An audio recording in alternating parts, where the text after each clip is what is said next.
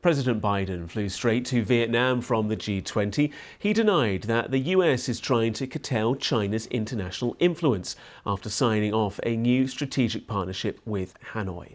Nearly half a century after the US withdrew its troops at the end of the Vietnam War, President Biden hailed closer ties between the two countries, saying Vietnam and US relations have entered a new stage. While our Asia-Pacific correspondent Laura Bicker has more on what the agreement means, she reports from Hanoi. Well, first let's deal with the agreement, the comprehensive strategic partnership.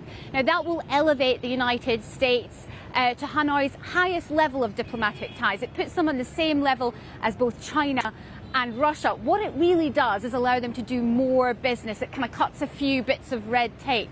And certainly that's one of the things that we're going to be seeing here today from many meetings that President Biden is having with Vietnamese leaders. We're going to see a lot of talk about semiconductors being manufactured here in Vietnam. And many companies from the United States, including Intel, are here to look at what is in fact a manufacturing dynamo of a country in the hope that they can move some of their production here. And although President Biden said in his press conference that it was not about containing China, certainly for businesses from the United States, it is about diversifying away from Beijing.